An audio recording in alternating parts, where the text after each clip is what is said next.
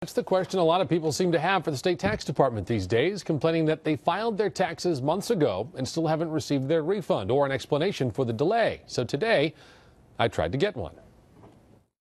For the record, most of the people having trouble getting their refunds filed paper returns, not because they really wanted to, but because they say certain options weren't available to them online.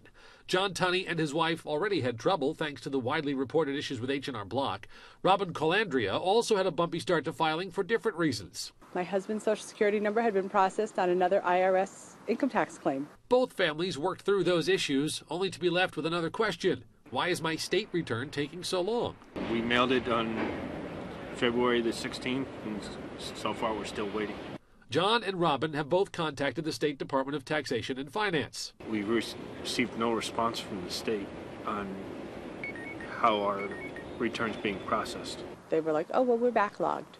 They told you that on the phone? Mm-hmm. Wow. Yeah. When was this? Last week when I called them. Today, I called the Department of Taxation and Finance, and when I explained to the woman who answered the phone that I was calling about a backlog in paper returns, she responded with a, uh-huh, which seemed like an acknowledgement that there was a problem. But then, spokesperson Geoffrey Gloak told me there's no delay in processing returns, that paper returns always take longer to process, and that 87% of New Yorkers did e-file anyway. So I asked him if only 13% of returns were done on paper this year, how come John and his wife have been waiting for their refund for 3 months? Gloak said he'd get back to me, but did not. John says he really needs that money. Other than some odd jobs, I've been basically unemployed since 2009, and my wife's disabled. Robin is keeping her expectations low. Are you expecting to see this refund anytime soon? My kids go to college in 4 years, hopefully for that. Hopefully by then.